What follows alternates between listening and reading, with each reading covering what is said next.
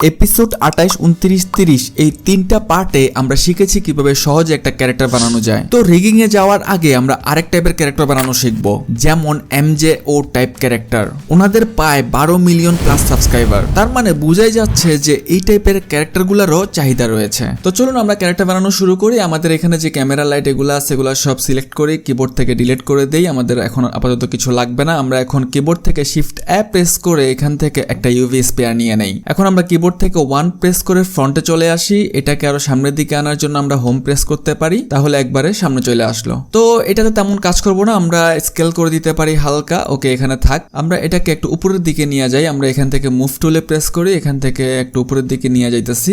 ওকে, আমরা 1 প্রেস করে ফ্রন্টে থাকবো সবসময়, যাতে একজ্যাক্ট জায়গায় আমাদের অবজেক্টগুলো আমরা নিতে পারি। তো এটাকে আমরা এখন ডুপ্লিকেট করব। তো ডুপ্লিকেট করার জন্য আমরা কিবোর্ড থেকে শিফট ডি প্রেস করব। আমাদের একটা ডুপ্লিকেট হয়ে গেল। এসকেপ প্রেস করে এটা আগের জায়গা বসা দিলাম। এটাকে আমরা একটু নিচের দিকে নিয়ে আসি। এখন এটাকে আমরা একটু স্কেল করে দেই। এখন আমরা জেড এক্সিসে স্কেল করব, এর জন্য এস জেড, তাহলে জেডের দিকে স্কেল হবে। ওকে ফাইন, এতটুকু রাখতেছি। ওকে, দুইটা সিলেক্ট করলাম, একটু উপরের দিকে তুলে দেই। আমরা হোম প্রেস করে এটাকে সামনে নিয়ে আসতে পারি। ওকে ফাইন, আপনারা দেখতে পারতেছেন যে আমাদের ক্যারেক্টারের একটা বডি আর হেড তৈরি হয়ে গেল অনেক সহজে। আমরা চাইলে এটাকে আরেকটু স্কেল করে দিতে পারি জেড এক্সিসে। তো আমরা এস জেড প্রেস করে আরেকটু স্কেল করে দেই। ওকে, তো আমরা 1 প্রেস করে ফ্রন্টে আসতেছি। আমরা এখন ফ্রন্টেই থাকবো। এটাকে সিলেক্ট করে একটু নিচের দিকে নামা দেই, যাতে গলাটা বেশি না হয়ে থাকে। ওকে, তো আপনারা দেখতে পারতেছেন যে আমরা যে ক্যারেক্টারগুলো নিচ্ছি এগুলা স্মুথ না। তো এগুলো স্মুথ করার জন্য আমরা এখানে সিলেক্ট করতেছি, এখান থেকে অ্যাড মডিফায়ারে চলে যাব। অ্যাড মডিফায়ার থেকে আমরা এখান থেকে সাব ডিভিশন সারফেসটা অ্যাপ্লাই করে দিব। দেন এখান থেকে লেভেল বিওফুটটা আমরা এখান থেকে 2 করে দিব। এই কাজগুলো আমরা আগেও করেছি, আপনারা অসংখ্যবার দেখেছেন এগুলা। অথবা এটাকে আরেকভাবে আমরা স্মুথ করতে পারি। অবজেক্টের উপর রাইট ক্লিক করব, এখান থেকে আমরা শেড স্মুথ করে দিব।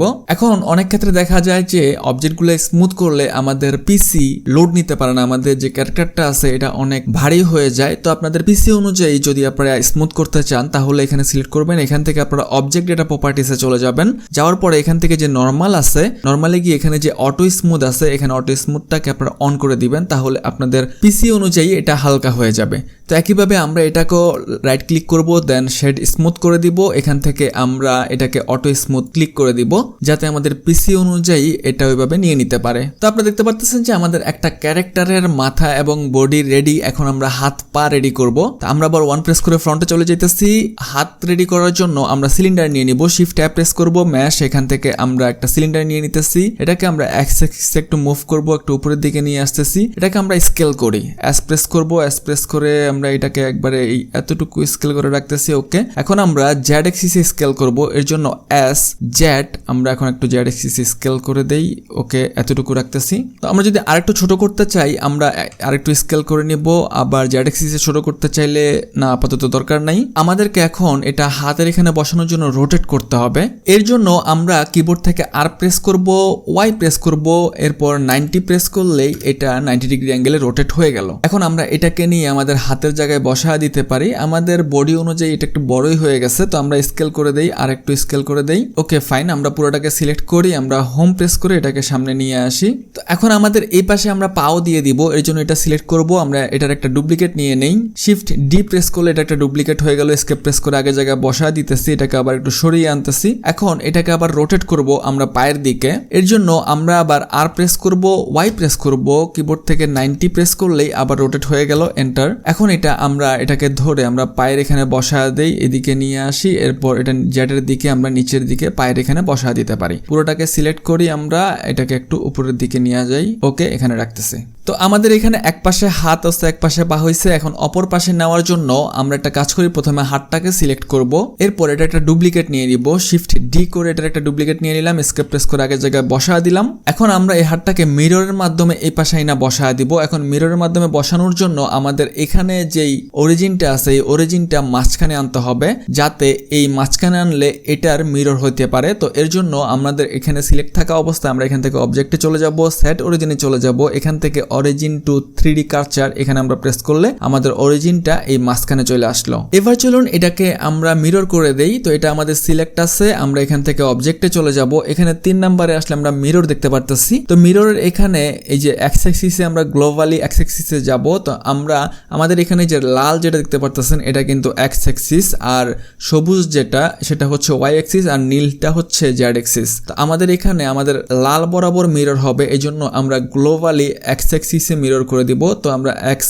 গ্লোবাল এখানে ক্লিক করলেই আমাদের এক্স অ্যাক্সিসে এই অরিজিনের সাপেক্ষে এটা মিরর হয়ে গেল। একইভাবে আমরা আমাদের পায়েরও মিরর করতে পারি। প্রথমে আমাদের পা একটা সিলেক্ট করব, এরপর আমরা শিফট ডি প্রেস করে এটা একটা ডুপ্লিকেট করে নিলাম, স্কেপ প্রেস করে এটাকে আগের জায়গায় বসায় দিলাম। তো এটা একজ্যাক্ট মিরর করার জন্য আমরা আবার এটা সিলেক্ট থাকা অবস্থায় অবজেক্টে চলে যাব, এখান থেকে সেট অরিজিনে চলে যাব, এখান থেকে অরিজিন টু 3D কার্চারে প্রেস করলে আমাদের অরিজিনটা 3D কার্চারের এখানে চলে আসলো। এখন এটার সাপেক্ষে পাটাকে মিররে আরেক জায়গায় বসানোর জন্য আমরা অবজেক্টে চলে যাব, এখান থেকে মিররে চলে যাব, এখান থেকে আবার এক্স গ্লোবালে আমরা মিরর করে দিলে এদিকে মিররে চলে আসলো। তো আপনারা দেখতে পারতেছেন যে এমজে ক্যারেক্টারগুলো তৈরি করা কত সহজ। তো এবার চলুন আমরা চোখ আর মুখ তৈরি করা শিখি। এর জন্য আমরা ওয়ানে প্রেস করতেছি, ফ্রন্টে চলে আসলাম, এরপর আমাদের হেডটা সিলেক্ট করব, আমরা ট্যাপ প্রেস করে এডিট মোডে চলে আসলাম। তো এটাকে একবারে সামনে নিয়ে আসার জন্য, আমাদের ফোকাসে নিয়ে আসার জন্য আমরা কিবোর্ড থেকে ডট প্রেস করলে এটা একবারে সামনে চলে আসলো। তো এখান থেকে এখন ধরুন আমরা এখানে প্রথমে চোখ তৈরি করব। তো এর জন্য আমাদের এখান থেকে যে ফেস আছে ফেস সিলেক্ট করব,